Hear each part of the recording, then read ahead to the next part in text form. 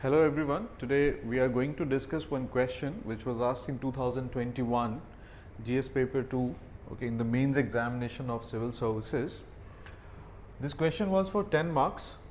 The question said, to what extent in your view the parliament is able to ensure accountability of the executive in India? So here we are going to discuss some of the constitutional provisions, and then the question demands to what extent the parliament has been successful in ensuring the accountability of the executive. So here we will mention in brief the task of the parliament in regards to executive, and then based on the historical experience or in the contemporary times, what is happening?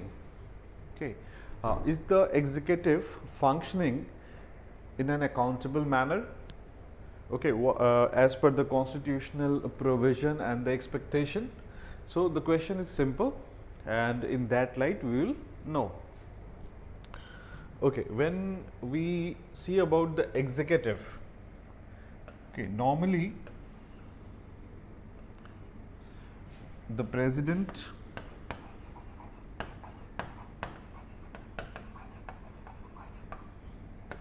and the Council of Ministers headed by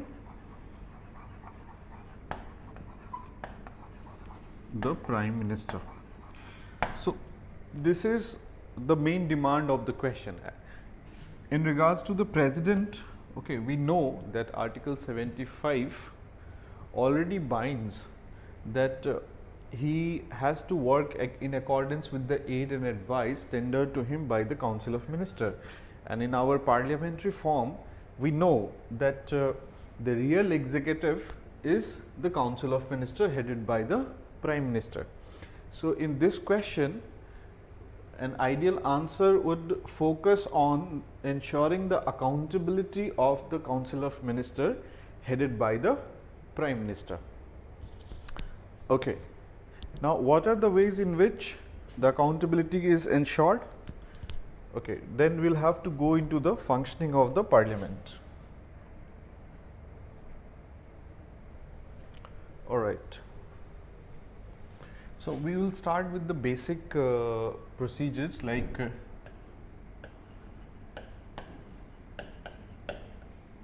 question or so the parliamentarians are supposed to ask question in regards to the policy matters, in regards to the functioning of the government, in the scheduled manner, in the 0 hour. So an estimate says that in the early decades of the 50s, annually, annually, almost like during the first tenure of the parliament, like first Lok Sabha, 50,000 questions were asked. Later on, this number has increased.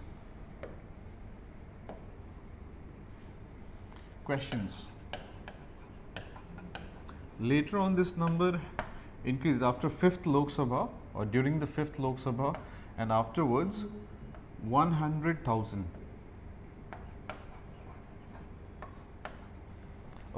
So participation of the parliamentarians in ensuring accountability showed an upward trend through this method of asking questions. So here basically they notify the public, they inform the public, because the proceedings are on record. In the earlier time through the written media, like written journalism, and nowadays like electronic media also, we have live telecast of the proceedings. So public gets to know when the concerned minister or concerned executive give answer to those questions. Another is adjournment motion. This is brought to bring to notice something which is of utmost importance to public concern, and this motion is brought to divert the government attention towards that urgent issue from the routine proceedings. So for that, adjournment motion is brought. So this is also again a very noble way to bring to the notice of the Parliament. Okay. All right. So adjournment motion is brought to bring to the notice of the executive some urgent issues, okay, which might not be brought in the focus when the Parliament is busy with its routine proceedings. So this is adjournment motion. And then third is control over budget.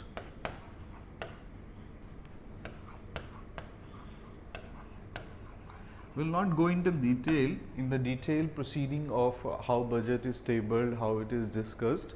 Okay, here we will just focus on what is mentioned, like from Article 114 to 116, and then Article 265. Yes, in this the executive is made to give response, like they provide explanation to the House in regards to the grant that they are demanding through different heads, as well as what they have done in the previous year, what is how they have spent, the departments or the different ministries have spent money, okay, on different projects. So that is there. Okay, one extreme step, the criticism of the expenditure should be done. However, it should not be equivalent to censure motion or cut motion. Like many a time cut motion is also brought, okay, to show the displeasure or to criticize the government. If this motion gets passed, then it amounts to no confidence and the government falls. However, cut motion can be just it's just a significant move that displeasure or some kind of criticism they want to get registered. So this is another method. Third is parliamentary committees, very very important. Okay.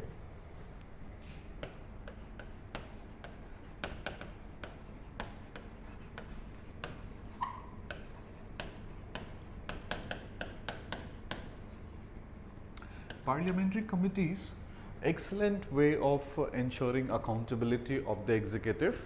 Okay, in this, like both the standing committees as well as ad hoc committees, will not go into the details of the functioning. However, just the method, that this is another method which is given by the constitution in the hands of the legislature to ensure accountability of the executive. So at different stages, from the policy formulation to the implementation and demand for grant, everything. So that is an excellent method. The number of parliamentary committees have increased in the recent time. So this. Now the question demand was, to what extent our parliament has been successful in ensuring the accountability. So the constitution has provided enough tools, okay, through which we can ensure the accountability, but the actual functioning of our parliamentary procedures has shown a slight deviation from this. What are they? Like some of the deviation that is noticed and which is of grave concern is cabinet despotism, or many a time prime minister government.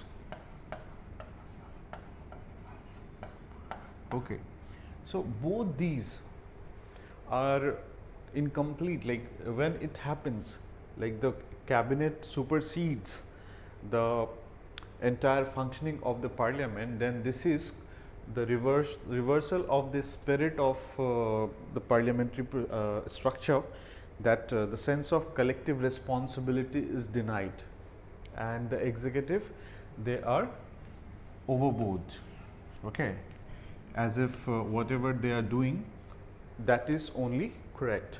Or many a time the Prime Minister has shown the tendencies, okay, at different times to take the lead and bypass the parliamentary proceedings, like bypassing the parliamentary committees, not answering the questions, or not showing any respect for the criticism.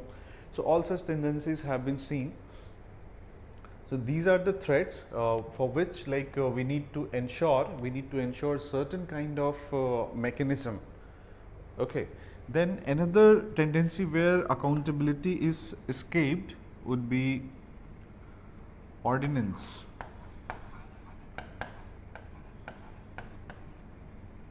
So ordinance, initially it was given in the Article 123. Article 123, the President is empowered to issue ordinance for the regular functioning of the government when the houses are not in session. However, this is grossly misused. Why I am saying this is grossly misused? Because annually almost 10 to 15, or during the different Lok Sabha, if we account, this is the average that comes, bills have been passed in the form of ordinances. So an ordinance, of course, when the session of the House resumes, Lok Sabha, this needs to be tabled and need to get the approval of the House within 6 weeks. Otherwise, the ordinance lapses. However, many important policies have been brought into force in this form. In the ordinary situation, that should have come through the regular method of passage of bill to ensure accountability. So when the number of ordinances increases and we get to see the nature of the bill which is being passed in the form of ordinance, we get to know that this is an attempt to evade the accountability. Okay. So these we can talk. Then lobbying is another way through which accountability is undermined.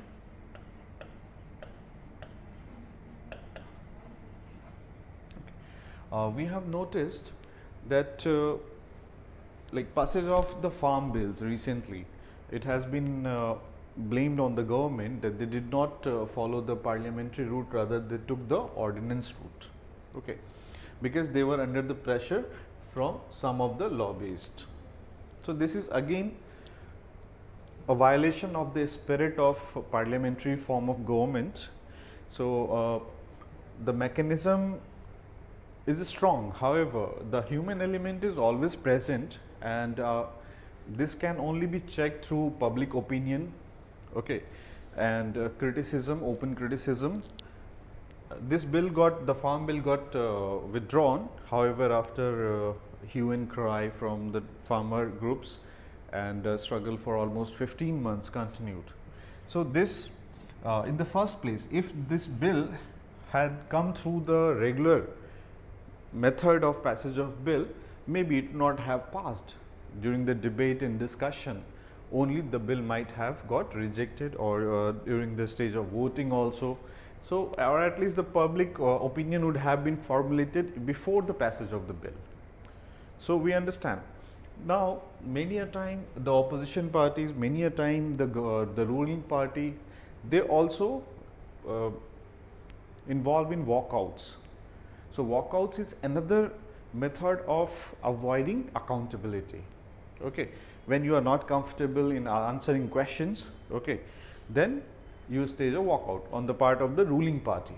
Similarly, opposition also, okay, they when they are frustrated with the response of the government, that they are not answering, they are not showing a sense of accountability, they stage walkout. But walkout is again hampering the procedure, the parliamentary spirit.